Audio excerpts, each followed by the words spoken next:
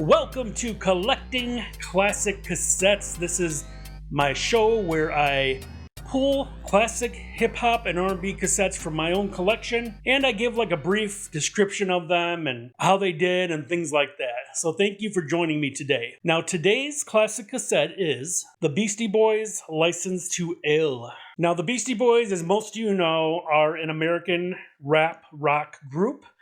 They formed in New York City in 1978. They started out doing more punk type music, but eventually they started doing hip hop / rock, and their debut album did pretty well. Now the group is consisting of Mike D, MCA, and Ad Rock, and they are a hell of a group. I've always enjoyed them, even their later albums.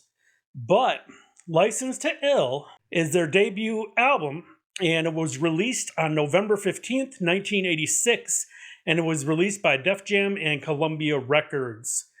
It was I think it became the first rap album to top the Billboard charts, and through all these years, it has been certified diamond by the RIAA.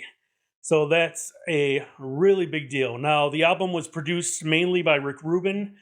I believe the Beastie Boys themselves helped co-produce a little bit. And I think Run DMC had to do with some of the writing and things like that.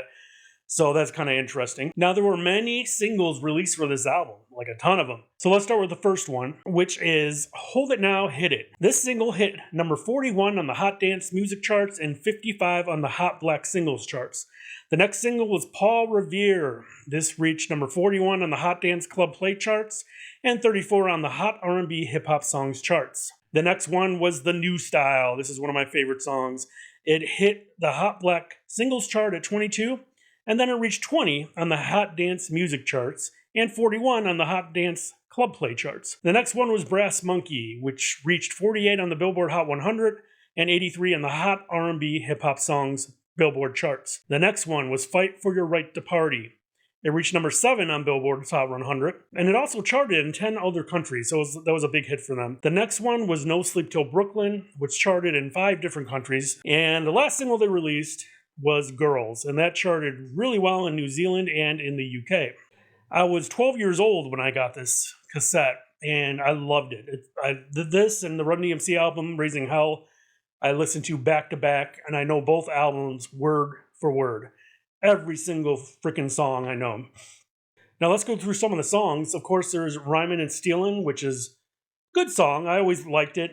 I don't think I would ever skip any of the songs, but Rhymin' and Stealin' was good. The New Style, which is next on the album, and that was probably one of my favorite songs on the album.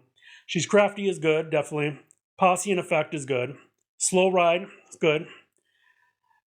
Fight for Your Right to Party, that's pretty good. It was a fun song, you can't really say anything bad about it.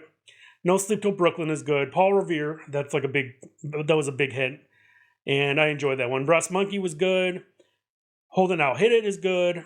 Girls was unique because it was just not really your typical hip-hop song back then, but it was entertaining and like a good fun song. Slow and Low, I really like that.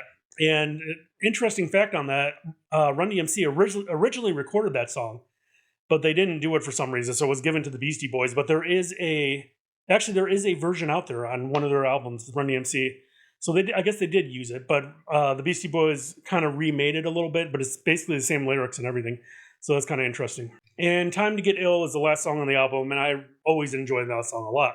So overall, great album. It's they consider it one of the best hip-hop albums of all time. I mean, mainly because of the significance of it. And it was a unique rap rock style for then, and it just really, really did well. So I hope you liked this short video. If you did, give it a thumbs up. Don't forget to subscribe. I do videos like this, and I also do videos on music, business, advice, and tips. So if you are an artist or a band, look down below in the description, and there are tons of things that can help you with your music. There's ebooks you can download on music publishing, learning how to release your music properly, things like that. There's discounts on services for Bandzoogle, DistroKid, TuneCore, all that good stuff. There's tons of things to help you out, so don't forget to check that out. Again, thank you for watching, and I'll see you next time.